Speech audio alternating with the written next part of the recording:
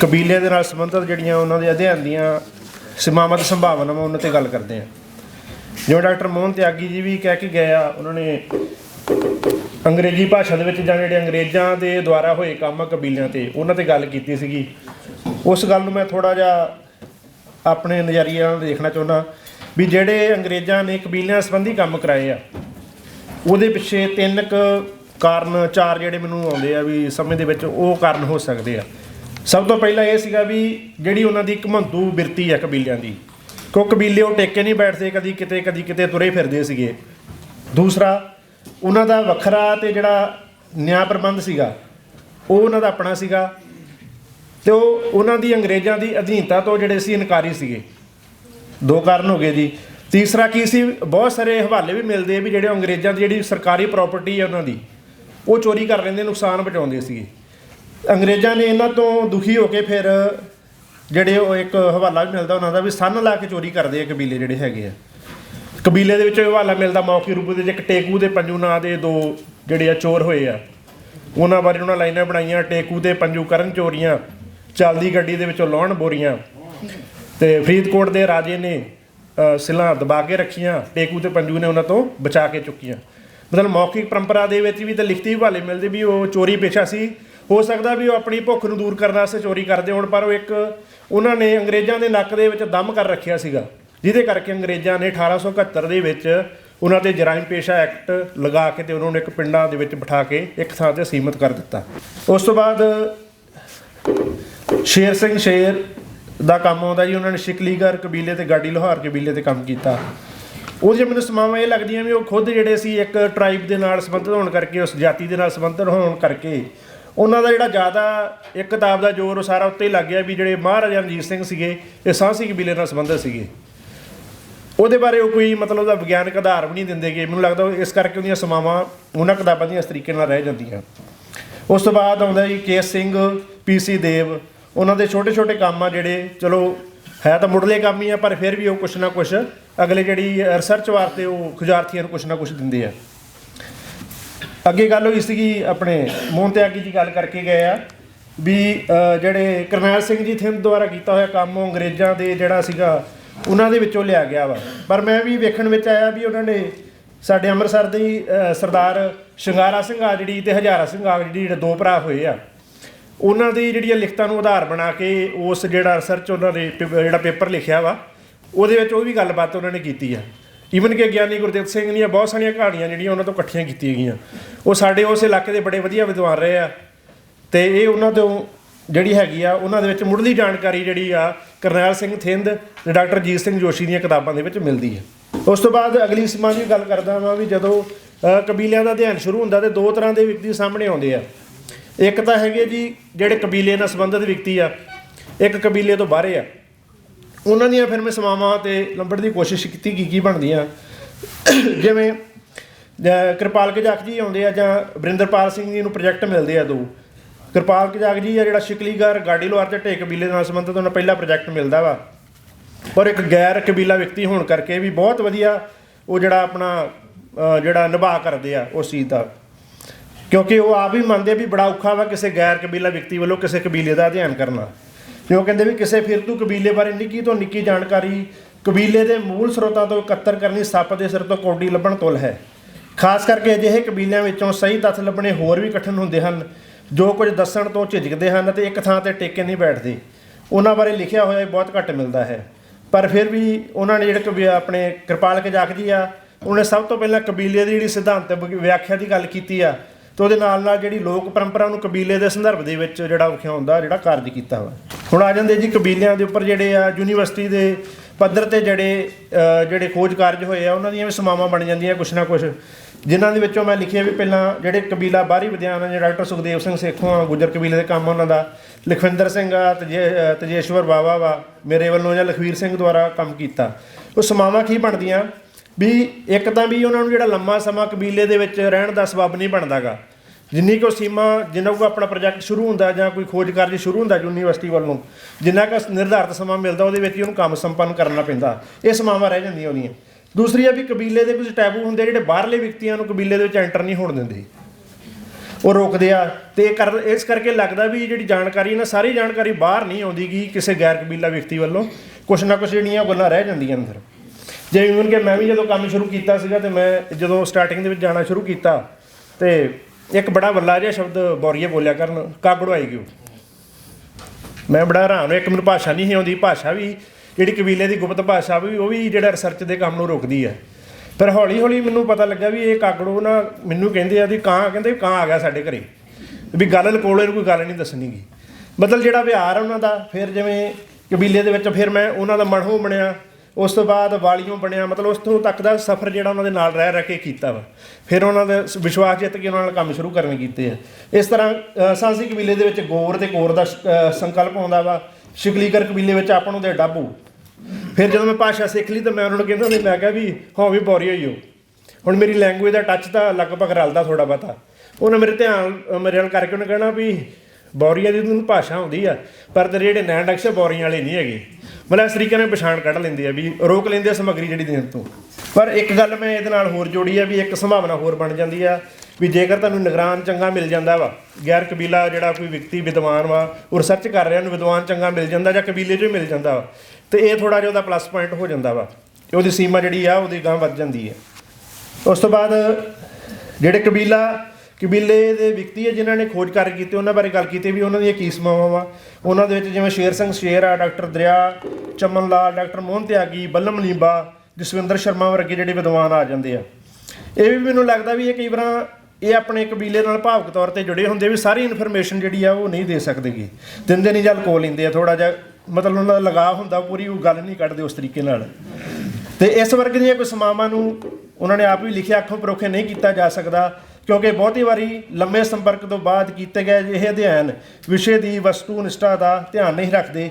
ਇਸ ਕਰਕੇ ਸਿੱਟੇ ਪੱਖਪਾਤੀ ਹੋ ਸਕਦੇ ਹਨ। ਦਰਿਆ ਸਾਹਿਬ ਨੇ ਇਹਦੀ ਟਿੱਪਣੀ ਕੀਤੀ ਇਸ ਚੀਜ਼ ਦੀ ਜੀ। ਅਤੇ ਉਸ ਤੋਂ ਬਾਅਦ ਆ ਜੀ ਦੂਸਰੀ, ਕਈ ਮੈਨੂੰ ਲੱਗਦਾ ਵੀ ਕਈ ਵਾਰ ਜਿਹੜੇ ਕਬੀਲੇ ਵਾਲੇ ਖੁਦ ਵਿਅਕਤੀ ਆ ਉਹ ਆਪਣੀ ਕੋਈ ਅਜਿਹੀ ਗੱਲ ਵੀ ਲੁਕਾ ਕੇ ਜਾਂ ਛੁਪਾ ਕੇ ਰੱਖ ਸਕਦੇ ਆ ਜਿਹਨੂੰ ਉਹ ਆਪਣੇ ਸਮਾਜ ਦੇ ਵਿੱਚ ਨਸ਼ਰ ਨਹੀਂ ਕਰਨਾ ਚਾਹੁੰਦੇ ਗੇ। ਹੁਣ ਕਈ ਤਾਂ ਕਢਾ ਲੈਂਦੇ, ਜਿਵੇਂ ਆਪਾਂ ਦੇਖਦੇ ਹਾਂ ਡਾਕਟਰ ਕਿਰਪਾਲ ਕਜਾਕ ਜੀ ਨੇ ਬਹੁਤ ਵਧੀਆ ਕੰਮ ਕੀਤਾ। ਹੁਣ ਉਹਨਾਂ ਨੇ ਗੱਲ ਜਿਵੇਂ ਕਢਾਈ ਆ ਉਹਨਾਂ ਦੇ ਇੱਕ ਮਤਲਬ ਕਬੀਲੇ ਦੇ ਵਿੱਚ ਔਰਤ ਦੇ ਜਿਹੜੇ ਸਰੀਰ ਨੂੰ ਹਿੱਸਿਆਂ ਦੇ ਵਿੱਚ ਵੰਡਣ ਵਾਲੀ ਗੱਲ ਉਹਦੇ ਵਿੱਚ। ਦੂਸਰੀ ਹੈਗੀ ਆ ਵੀ ਉਹਨੇ ਟੈਬੂਜ਼ ਆ ਜਿਹੜੇ ਉਹ ਮਰਦਾਂ ਦੇ ਨਾਂ ਖਣਵਾ ਲੈਂਦੀਆਂ ਆਪਣੇ ਸਰੀਰ 'ਤੇ, ਹੈ ਨਾ। ਇਹ ਬਹੁਤ ਵੱਡੀ ਗੱਲ ਆ ਵੀ ਕਢਾ ਲੈਣੀ ਕਬੀਲੇ ਦੇ ਵਿੱਚੋਂ। ਤੀਸਰਾ ਜਿਹੜੀ ਪੰਚ ਦੀ ਆਬਾਦੀ ਆ, ਮਤਲਬ ਜਿਹੜੀ ਔਰਤ ਕਬੀਲੇ ਦੀ ਜਦੋਂ ਵਿਆਹ ਹੋਣ ਲੱਗਦਾ ਵਾ ਅਤੇ ਉਹ ਆਪਣੇ ਜਿਹੜੇ ਸਾਰੇ ਪ੍ਰੇਮੀ ਉਹਨਾਂ ਨੂੰ ਸੱਦ ਲੈਂਦੀ ਆ ਅਤੇ ਉਹ ਪੰਚ ਦੀ ਆਬਾਦੀ ਬਣ ਜਾਂਦੀ ਉਹਦੇ ਵਾਸਤੇ। ਅਤੇ ਉਹਨਾਂ ਵਾਸਤੇ ਭੂੰਡੀ ਰੋਟੀ ਦਾ ਜਿਹੜਾ ਆਯੋਜਨ ਕੀਤਾ ਜਾਂਦਾ। ਮਤਲਬ ਇਹ ਕੋਈ ਇੱਕ ਬਹੁਤ ਸੁਹਿਰਦ ਵਿਦਵਾਨ ਆ ਜਿਹੜਾ ਉਹ ਮਤਲਬ ਕਬੀਲੇ ਤੋਂ ਬਾਹਰੀ ਵੀ ਹੋ ਕੇ ਜਿਹੜੀਆਂ ਉਹਦੀਆਂ ਗੱਲਾਂ ਕਢਵਾ ਕੇ ਲਿਆ ਸਕਦਾ। ਇਹ ਸਾਰਿਆਂ ਦੇ ਹਿੱਸੇ ਨਹੀਂ ਆਉਂਦਾ ਗਾ। ਇੱਕ ਮੈਂ ਹੋਰ ਸਾਂਸੀ ਕਬੀਲੇ 'ਚੋਂ ਗੱਲ ਵੇਖੀ ਸੀਗੀ, ਡਾਕਟਰ ਸਾਹਿਬ ਨੇ ਲਿਖੀ ਆ ਵੀ ਹੁਣ ਮਤਲਬ ਜਿਹੜੀਆਂ ਕੀ ਆ ਵੀ ਕੋਡ ਨੂੰ ਡੀਕੋਡ ਕਰਨਾ ਬੜਾ ਔਖਾ ਦੂਸਰੇ ਵਿਅਕਤੀ ਵਾਸਤੇ। ਉਹ ਜਿਵੇਂ ਨਾ ਵਿਆਹ ਪ੍ਰਬੰਧ ਦੀ ਗੱਲ ਆ, ਉਹਨਾਂ ਦੇ ਵਿੱਚ ਪੁੱਛ ਦੱਸ ਦੀ ਪ੍ਰਦਰਸ਼ਨਕਾਰੀ ਆ। ਉਹਦੇ ਵਿੱਚ ਵੀ ਬੰਦਾ ਜਦੋਂ ਆਪਾਂ ਮਤਲਬ ਵਿਆਹ ਹੋਣ ਵਾਸਤੇ ਆਪਣੇ ਮੁੰਡੇ ਨੂੰ ਵਿਆਹੁਣਾ ਵਾ, ਕਿਸੇ ਘਰੇ ਆਪਾਂ ਰਿਸ਼ਤਾ ਲੈ ਕੇ ਜਾਂਦੇ ਹਾਂ ਅਤੇ ਉਹ ਬੜਾ ਵਧੀਆ ਉਹਨਾਂ ਨੇ ਦਿੱਤਾ ਵਾ। ਅਤੇ ਉਹ ਕੀ ਕਹਿੰਦੇ ਆ, ਜਿਹੜਾ ਰਿਸ਼ਤਾ ਲੈ ਕੇ ਜਾਂਦਾ ਉਹ ਜਿਹੜਾ ਜਿਹਦੇ ਕੋਲ ਜਾਂਦਾ ਪਹਿਲਾਂ ਉਹਨੂੰ ਪੁੱਛਦਾ ਵਾ, ਕਹਿੰਦਾ ਵੀ ਕਿਹੜੇ ਗਹਿਣੇ ਲਿਆਇਆ, ਮੁੰਡੇ ਵਾਲਿਆਂ ਨੂੰ ਪੁੱਛਦਾ। ਅਤੇ ਉਹ ਕਹਿੰਦਾ ਘਰ ਦੀ ਛੱਤ, ਨੱਕਾਂ ਦੀ ਨੱਥ, ਗਲੇ ਦੀ ਹੱਸ, ਗਹਿਣੇ ਲਿਆਂਦੇ ਹਨ। ਠੀਕ ਆ। ਹੁਣ ਆਪਾਂ ਨੂੰ ਪਤਾ ਨਹੀਂ ਲੱਗਦਾ ਇਹਨੂੰ ਕੋਡ ਨੂੰ ਡੀਕੋਡ ਕਿੱਦਾਂ ਕਰਨਾ ਵਾ, ਪਰ ਡਾਕਟਰ ਸਾਹਿਬ ਨੇ ਬੜਾ ਵਧੀਆ ਉਹ ਕੀਤਾ, ਕਿਉਂਕਿ ਕਬੀਲੇ ਦੇ ਵਿੱਚ ਹੋਣ ਕਰਕੇ ਵੀ ਇਹ ਸਾਰੇ ਕੋਣ ਇੱਕ ਫੁੱਫੜ ਆ, ਇੱਕ ਭਣਵਈਆ ਅਤੇ ਇੱਕ ਜਵਾਈ ਆ ਅਸਲ ਦੇ ਵਿੱਚ, ਜਿਹੜੀ ਛੱਤ, ਨੱਥ ਅਤੇ ਹੱਸ ਦੀ ਗੱਲ ਕਰਦੇ ਆ। ਅਤੇ ਇਹ ਸਾਰੇ ਜਿਹੜੇ ਰਿਸ਼ਤੇ ਇਹਨਾਂ ਦੇ ਸੰਬੰਧ ਹੈਗਾ ਔਰਤਾਂ ਦੇ ਨਾਲ, ਉਹ ਪਹਿਲਾਂ ਵੇਖਦੇ ਵੀ ਅਸੀਂ ਆਪਣੇ ਘਰ ਦੀ ਜਿਹੜੀ ਕੁੜੀ ਇਹਨਾਂ ਨੂੰ ਦੇ ਰਹੇ ਹਾਂ ਅਤੇ ਕੀਮਤ ਜਿਹੜੀ ਪਹਿਲਾਂ ਵੇਖੀ ਇਹਨਾਂ ਦੇ ਘਰ ਦੇ ਵਿੱਚ ਔਰਤ ਦਾ ਕੀ ਹਾਲਾਤ ਆ। ਮਤਲਬ ਸਾਰੇ ਜਾਣਦੇ ਵੀ ਉਹ ਨਾਲ ਲੈ ਕੇ ਆਇਆ, ਜੇ ਤਾਂ ਬੰਦਾ ਉਹ ਨਾਲ ਲੈ ਕੇ ਆ ਗਿਆ ਅਤੇ ਇਹਨਾਂ ਨੂੰ ਇਹਦਾ ਮਤਲਬ ਬੜਾ ਭਾਈਚਾਰਕ ਸਾਂਝ ਹੈਗੀ ਹੈ, ਕੁੜੀ ਦੀ ਸਥਿਤੀ ਵਧੀਆ ਅਤੇ ਅਸੀਂ ਵੀ ਉਹਨਾਂ ਨੂੰ ਕੁੜੀ ਦੇ ਦੇਣੀ ਹੈ। ਇਸ ਕਰਕੇ ਮਹੱਤਤਾ ਦਾ ਆਧਾਰ ਨਹੀਂ ਬਣ ਜਾਂਦਾ। ਅਤੇ ਇੱਕ ਮੈਂ ਗੱਲ ਹੋਰ ਕਬੀਲਿਆਂ ਦੀ ਸੀਮਾਵਾਂ ਵੇਖੀਆਂ ਵੀ ਕਈ ਵਾਰ ਕਬੀਲੇ ਦੇ ਵਿਅਕਤੀ ਹੈ, ਜਿਵੇਂ ਚਮਨ ਲਾਲ ਜੀ ਇਹਨਾਂ ਨੇ ਕੰਮ ਕੀਤਾ ਵਾ ਕਬੀਲੇ 'ਤੇ, ਸਾਂਸੀ ਕਬੀਲੇ ਨਾਲ ਸੰਬੰਧਿਤ ਸੀਗੇ, ਪਰ ਉਹਨਾਂ ਨੇ 5 ਕਬੀਲੇ ਲੈ ਲਏ ਆਪਣੇ ਥੀਸੇ ਦੇ ਵਿੱਚ। ਉਹ ਸਾਰਿਆਂ ਦਾ ਸਹੀ ਤਰੀਕੇ ਨਾਲ ਨਿਭਾ ਨਹੀਂ ਕਰ ਸਕਿਆ ਗਾ ਅਤੇ ਕਈ ਉਹਦੇ ਵਿੱਚ ਖਾਮੀਆਂ ਰਹਿ ਗਈਆਂ। ਉਸ ਤੋਂ ਬਾਅਦ ਨਿੱਜੀ ਪ੍ਰਯਤਨਾਂ ਦੁਆਰਾ ਜਿਹੜੇ ਕੀਤੇ ਗਏ ਅਧਿਐਨ, ਚਲੋ ਇਹ ਛੱਡ ਦਿੰਦੇ ਹਾਂ ਜੀ। ਅਤੇ ਹੋਰ ਜਿਹੜੀਆਂ ਮੋਟੀਆਂ ਸੀਮਾਵਾਂ ਜਿਹੜੀਆਂ ਇਸ ਤੋਂ ਇਲਾਵਾ ਉਹਨਾਂ 'ਤੇ ਆ ਜਾਂਦੇ ਆ। ਮੈਂ ਸਾਰੇ ਥੀਸੇ ਘੋਖੇ ਆ ਅਤੇ ਮੈਨੂੰ ਲੱਗਦਾ ਵੀ ਕੁਛ 6-7 ਕਬੀਲੇ ਹੀ ਬਣਦੇ ਆ ਜਿਨ੍ਹਾਂ 'ਤੇ ਬਹੁਤ ਜ਼ਿਆਦਾ ਹੀ ਕੰਮ ਹੋ ਰਿਹਾ, ਵਾਰ-ਵਾਰ ਰੈਪੀਟੀਸ਼ਨ, ਕਦੀ ਉਹਦੀ ਭਾਸ਼ਾ 'ਤੇ, ਕਦੀ ਉਹਦੇ ਸਾਹਿਤ 'ਤੇ, ਕਦੀ ਉਹਦੇ ਜਿਹੜੇ ਜੀਵਨ ਵਿਹਾਰ 'ਤੇ ਕੰਮ ਹੋ ਰਿਹਾ। ਲਗਭਗ 8 ਕਬੀਲੇ ਬਣਦੇ ਆ। ਪਰ ਹੁਣ ਜਿਵੇਂ ਆਪਾਂ ਇਹਨਾਂ ਦੀ ਸਿਮੈਟਰੀ ਵੇਖੀਏ ਵੀ ਵਿਦਵਾਨਾਂ ਨੇ, ਜਿਵੇਂ ਕਰਨੈਲ ਸਿੰਘ ਥਿੰਦ ਨੇ 22 ਕਬੀਲਿਆਂ ਦੀ ਗੱਲ ਕੀਤੀ ਹੈ, ਜੀਤ ਸਿੰਘ ਜੋਸ਼ੀ ਜੀ ਨੇ 14 ਕਬੀਲਿਆਂ ਦੀ, ਕਿਰਪਾਲ ਗਜਾਕ ਜੀ ਨੇ 12 ਕਬੀਲਿਆਂ ਦੀ, ਡਾਕਟਰ ਬਰਿੰਦਰਪਾਲ ਸਿੰਘ ਜੀ ਨੇ 8 ਕਬੀਲਿਆਂ ਦੀ, ਡਾਕਟਰ ਦਰਿਆ ਜੀ ਨੇ ਫਿਰ 12 ਕਬੀਲਿਆਂ ਦੀ, ਡਾਕਟਰ ਮੋਹਨ ਤਿਆਗੀ ਜੀ ਨੇ 8 ਕਬੀਲਿਆਂ ਦੀ। ਤੇ ਮੈਨੂੰ ਲੱਗਦਾ ਜਿਹੜੇ ਜ਼ਿਆਦਾ ਅਧਿਐਨ ਉਹਨਾਂ ਕਬੀਲਿਆਂ 'ਤੇ ਹੋ ਗਏ ਜਿਹੜੇ ਸਥਾਈ ਤੌਰ 'ਤੇ ਕਿਤੇ ਵੱਧ ਕੇ ਬੈਠੇ ਆ। ਅਜੇ ਉਹਨਾਂ ਕਬੀਲਿਆਂ 'ਤੇ ਅਧਿਐਨ ਹੋਣਾ ਬਾਕੀ ਆ ਜਿਹੜੇ ਤੁਰੇ ਫਿਰਦੇ ਜਾਂ ਘਮੰਤੂ ਬਿਰਤੀ ਦੇ ਆ।